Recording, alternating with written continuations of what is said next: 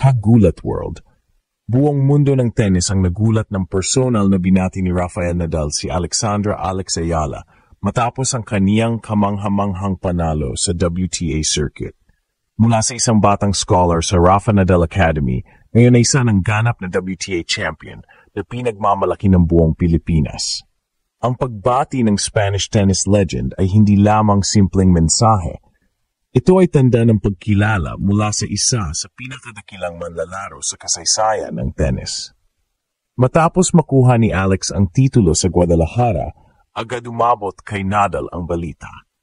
Sa isang personal message na ipinadala sa pamamagitan ng mga staff ng Academy, pinuri ng 22-time Grand Slam champion ang disiplina at mental toughness ni Alex. Ayon kay Nadal, inspirasyon si Alex sa mga batang atleta na nagmula sa parehong akademya. Keep believing, Alex. You are showing what hard work and heart can do. Ani Nadal, mga salitang lalong nagpaigting sa kumpiyansa ng Pinay tennis star. Hindi ito ang unang pagkakataon na kinilala ni Nadal ang kanyang dating estudyante. Noong panalo ni Ila sa US Open Juniors 2022, nag-post mismo si Rafa ng pagbati at ipinagmalaki ang pag-angat ng Filipina sa pandaigdigang entablado. Ngunit ngayong taon, iba na ang konteksto. Hindi na siya junior champion.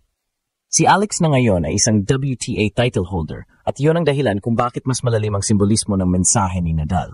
Para kay Alex, ang pagbati ng kanyang mentor ay tila pagpapatunay na narating na niya ang level na matagal niyang pinangarap. Mula sa training sa Mallorca hanggang sa mga gabing ginugol niya sa paghahabol ng points at victories, lahat ng iyon ay nagbunga. Rafa has always been my idol, ani Ala sa isang panayam. To know that he's proud of me means everything. Sa bawat palo ng raketa niya, dala ni Alex ang disiplina at humility na itinuro ng Nadal Academy. Ngayon, habang tumataas ang kanyang world ranking, dala rin niya ang respeto ng mga legends na minsang tumulong sa kanyang paghubog. Sa pagkilalang ito mula kay Rafael Nadal, malinaw na, hindi lang siya produkto ng inspirasyon, siya na mismo ang inspirasyon ng bagong henerasyon ng Pinay athletes. Buong tennis world ang napalingon muli sa Pilipinas matapos ang nakakagulat na eksena sa WTA Tour. Personal na binati ni Rafael Nadal si Alexandra Alex Ayala matapos ang kanyang historic title run sa Guadalajara. Ang mensaheng ito mula sa isa sa pinakadakilang tennis players sa kasaysayan ay nagsilbing simbolo ng bagong yugto sa karera ng Pinay tennis queen. Mula sa pagiging estudyante ng Rafa Nadal Academy hanggang sa pagiging unang Filipina WTA champion, tuluyan ng narinig ng mundo ang pangalan ni Alex Ayala. Ayon sa mga ulat mula sa Spain at Mexico, nakarating kay Nadal ang balita ng panalo ni Ayala ilang oras matapos niyang itaas ang tropeo. Sa pamamagitan ng staff ng Rafa Nadal Academy, nagpadala mismo si Rafa ng mensahe ng pagbati. Isang simpleng, "Congratulations, Alex. You deserve it. Keep going, champion." Ngunit sa mundo ng tennis, alam ng lahat na bihira magbigay ng personal recognition si Nadal, lalo na sa mga dating estudyante. Kaya't nang gawin niya ito, mabilis itong kumalat sa mga international sports outlets bilang a moment of pride for Filipino tennis. Para kay Alex, ang pagbating iyon ay higit pa sa personal na tagumpay. Ito ay parang circle of destiny. Mula sa edad 12, siya na ang isa sa mga piling scholars ng Rafa Nadal Academy sa Mallorca, Spain. Doon siya unang nahubog sa disiplina, determinasyon at humility na kilala kay Nadal. Sa bawat training session, lagi niyang binabanggit na si Rafa ang template ng kanyang mental toughness. Ngayon, matapos ang halos isang dekadang paghihintay, ang mismong idol na iyon ang bumati sa kanya bilang pantay, bilang kapwa-champion. Ang panalo ni Ayala sa Guadalajara ay hindi basta-basta. Tinalo niya ang mga seeded players sa sunod-sunod na round, kabilang na ang Hungarian veteran Pana Udvardy sa finals, kung saan pinulbos niya ito sa straight sets. Ang performance na iyon ang nagdala sa kanya sa spotlight at nagbukas ng daan para sa mas mataas na WTA ranking. Isang milestone na noon ay pangarap lamang ng mga Pinoy tennis fans. Habang nag-trending ang pagbati ni Nadal sa social media, bumuhos din ang papuri mula sa mga tennis analysts at dating pros. Tinawag ng ilan si Ayala bilang the Asian breakthrough of 2025, habang ang iba naman ay nagsabing Rafa's student is finally becoming Rafa-level determined.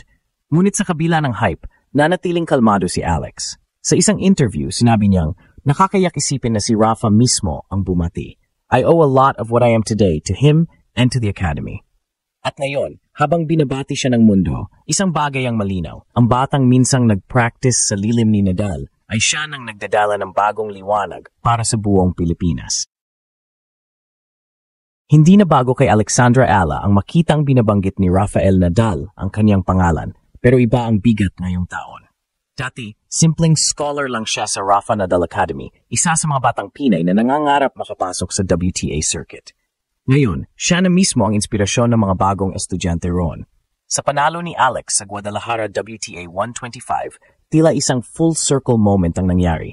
Mula sa pagiging estudyante ng isang legend, ngayon ay kapantay na siya ng mga champion na hinahangaan niya noon. Ayon sa ulat mula sa Mallorca, mismong coaching staff ng Nadal Academy ang nagpaabot ng mensahe ni Rafa sa team ni Alex ilang oras matapos niyang makuha ang titulo. Simple lang daw ang sinabi ng Spanish legend, ngunit tago sa puso, "You make us proud, Alex. Keep believing in your work." Yan mismo ang core value na itinuro ni Nadal sa lahat ng kanyang scholars.